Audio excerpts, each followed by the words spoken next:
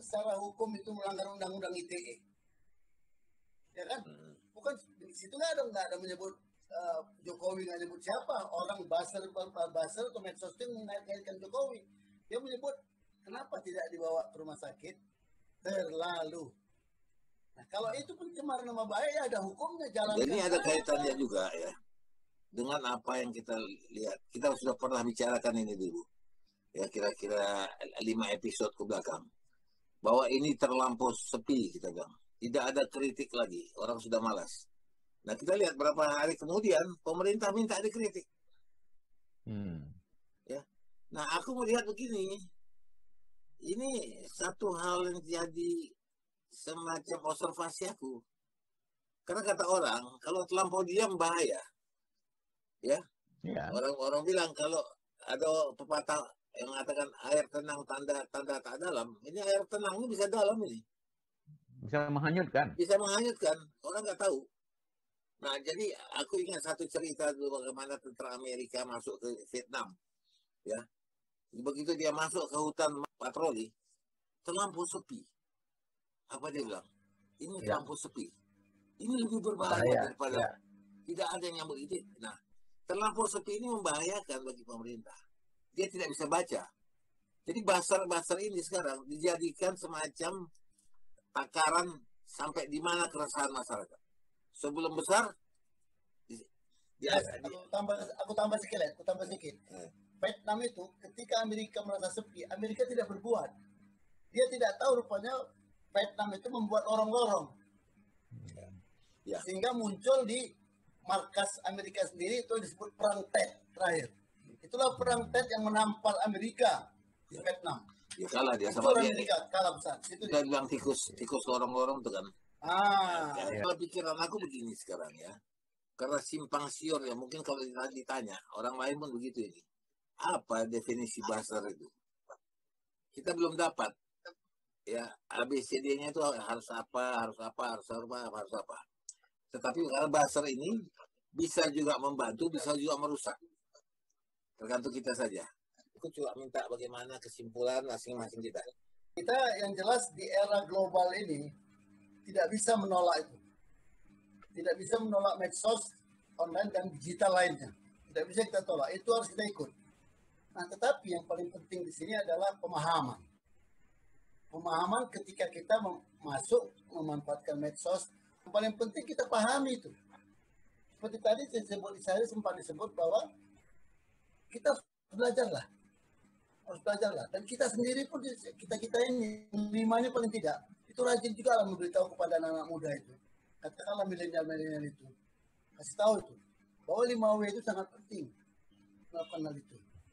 Baik di Facebook dan sebagainya. Tidak boleh kita melakukan ada hal-hal yang tidak tahu. Dia tidak tahu sebenarnya bahwa itu adalah melanggar undang-undang ITE. Terjebak dia. Misalnya, menyangkut undang-undang ITE menyangkut pencemaran nama baik. Pencemaran nama baik kalau di KUHP 310, 311 itu dianggap orang sekali pasal keranjang sampah.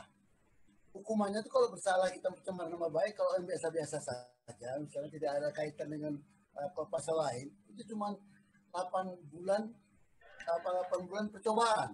8 bulan percobaan itu adalah selama 8 bulan itu kalau KTP Bogor tidak di Jakarta itu aja. Lewat 8 bulan balik biasa. Tetapi kalau undang-undang ITE itu pencemaran nama baik itu bisa ditahan. Itu 5 tahun ke atas hukumannya. Otomatis wajib ditahan. Walaupun nanti sudah disidang, cuma jadi dia 2 tahun atau 3 tahun. Seperti Ahmad Dhani. Sempat ditahan. Padahal dia cuma 2 tahun. Jalan di 2 tahun keluar dia. Tapi tuduhannya kan sampai 5 tahun ke atas. Nah itu karena undang-undang ITE itu di situ. Nah itu pencemaran nama baik saja. Belum lagi kalau kita melakukan tendensius. Tendensius itu tendensius misalnya aku nggak suka sama si Isari. Aku dibayar basar, aku dibayar pihak lain. Aku hajar Isari, tendensius. Selain tendensius, dia udah pasar berlapis. Ada tendensius, ada hoax, tidak benar, ada pencemaran nama baik. Nah udah 3 pasal ini, udah makin dalam. Jurnalistik kalau hoax kita udah kena penyebaran kabar bohong. Ada penyebaran kabar bohong, ada penyebaran ujaran kebencian. Itu tadi saya pikir makanya kita harus belajar lebih banyak lah. Gampang aja, belajar 5W itu gampang aja lah. Kalau kita lihat tadi definisi buzzer yang tadi ya, yang kita jelaskan tadi, kita patok bahwa itu adalah memberikan suatu lonceng yang memberikan suatu gambaran yang enak didengarkan oleh para penguasa. Itu digunakan di situ kan begitu. Tapi nyatanya buzzer ini sekarang ini bukan jadi lonceng lagi dia, tapi sudah jadi panser dia, sudah jadi penyerang dia kan kemana-mana kan begitu. Sehingga akhirnya posisinya, fungsinya sudah tidak lagi seperti apa yang diharapkan oleh penguasa itu sendiri. Undang-undang ITE itu ya kan memang digunakan memang selayaknya untuk semua yang melakukan atau membuat berita-berita yang harusnya berita-berita yang benar ya. Tapi karena undang-undang ITE ini bisa juga mengenai kepada kelompok-kelompok penguasa, maka rasanya ketidakadilan itu terhadap peraturan undang-undang itu tidak melekat kepada para buzzer ini. Ini yang membuat orang jadi kecewa kan begitu. Akhirnya orang tidak senang dengan buzzer itu sendiri. Kalau saya melihatnya gitu. Jadi mesti dudukkan kembali posisi buzzer itu kan begitu. Boleh buzzer, penting. Ada kata Ari tadi, ada yang baik, ada yang tidak baik. Posisikanlah itu buzzer itu betul-betul sebagai lonceng bagi penguasa itu untuk bisa mendengarkan suatu irama yang enak kan di kupingnya kan. Kalau aku setuju sekali tuh dengan Bang Halis itu. Jadi sebenarnya saranku sebenarnya buzzer itu harus dikontrol dan tidak boleh dia dimanfaatkan untuk bermain di media sosial seperti sekarang ini. Karena ini kalau udah main di media sosial susah kontrolnya, yang terjadi malah kegaduhan. Nah, kegaduhan itu juga menjadi kontraproduktif untuk pemerintah. Misalnya contoh, dia boleh melanggar undang-undang ITE. Sementara orang lain sedikit saja kena, langsung terjerat dengan undang-undang itu. Bahkan kadang-kadang bisa pamer lagi bahwa dia kebal gitu kan. Nah, ini kan jadi masalah. Kan itu jelek image terhadap pemerintah. Kalau aku bilang begitu sih. Orang bangga sekali menjadi buzzer, pembawa berita. Dianggap dia sebagai yang paling tahu lah. Gitu. Tetapi ini tergantung kepada kita. Kita harus bijaksana melihat, memilah, dan memilih berita yang dibawa buzzer. Jadi jangan asal kutip aja. Buzzer itu kalau ingatnya dulu di Samosir ada boa-boa, tukang pengumuman itu. Jadi boa-boa dia cerita. Perhatian. Nah, itulah dia. Sebenarnya itu harusnya, artinya dia itu menyampaikan apa yang diinginkan oleh pemerintah. Tapi posisinya sekarang, pertama dunia itu harus hati-hati. Kita punya jejak digital. Aku lihat kemarin, inilah para buzzer yang difotonya rame-rame. Di situ ada foto Abu Janda dan dilingkari orang. Aku masih bertanya, benar nggak? Tadi di depannya ada Jokowi. Jadi dianggap orang Jokowi didukung oleh sekelompok buzzer-buzzer. Itu anggapan sementara. Dan itu orang bisa buktikan. Karena banyak sekali foto untuk mengeditnya kan terlalu sulit juga. Tapi mungkinlah mudah. Tapi hati-hatinya di sini. Apa yang diucapkan oleh orang dalam foto itu akan terkena kepada Jokowi yang di depannya. Karena dianggap dialah orang itulah yang di belakang atau dialah yang yang di belakang itu, atau orang di belakang itu bertumpu kepada dia. Itu yang membuat hati-hati. Dunia digital sekarang itu sangat luar biasa. Nggak ada lagi, artinya kawan aku yang menulis buku Big Data bilang, kita sudah telanjang di muka. Kalau pakai Android, kita sudah telanjang di muka orang lain.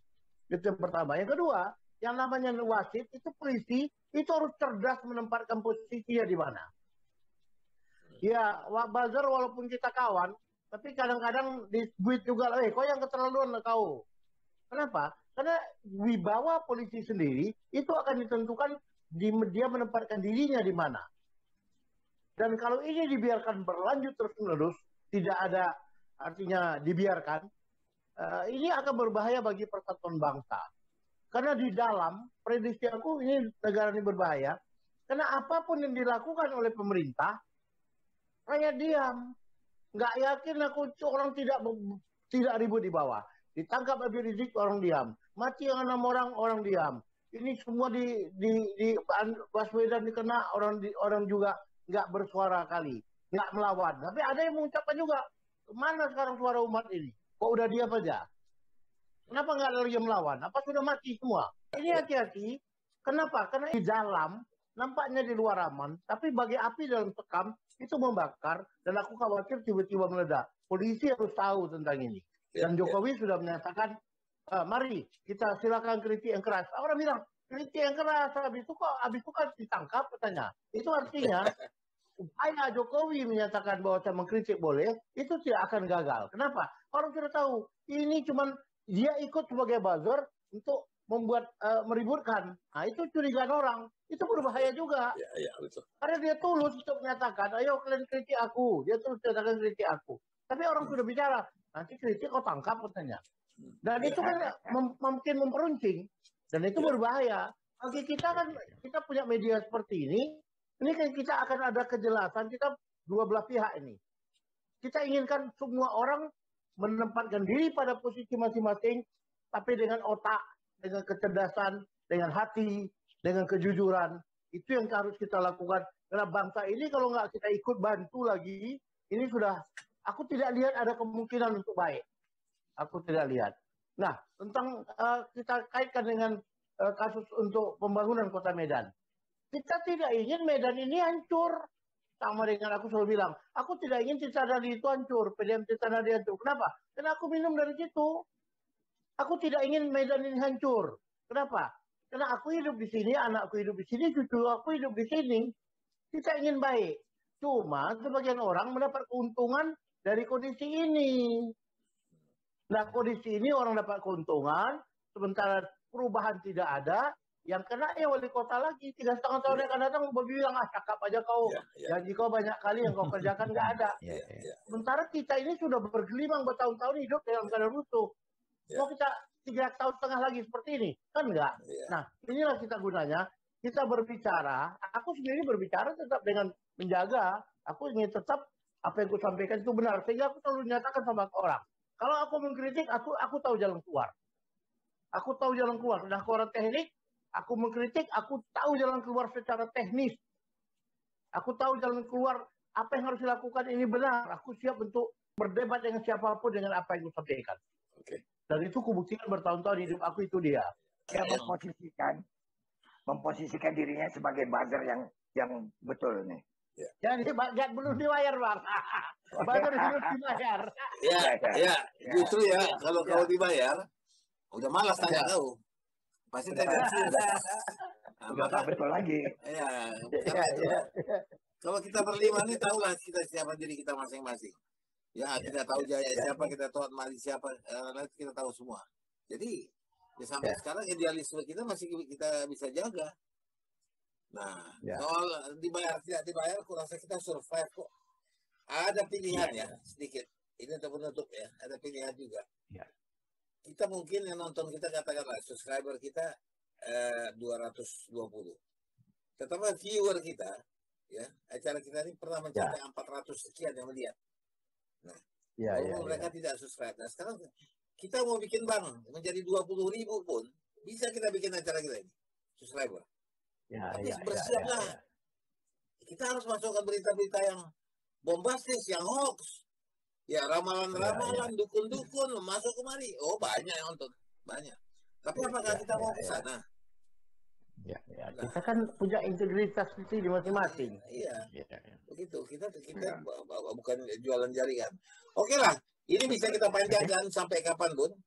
Tapi nanti kita bisa sambung lagi lain waktu. Minggu depan kita bisa jumpa lagi. Ada topik yang bagus. Minggu depan itu mungkin Bobby sudah dilatih. Kita lihat bagaimana. Dan kemudian basar-basar kita ikuti perkembangannya. Oke. Oke, thank you ya. Oke, sampai sini ya. Assalamualaikum. Assalamualaikum. Oke. Waalaikumsalam warahmatullahi wabarakatuh. Anak Medan.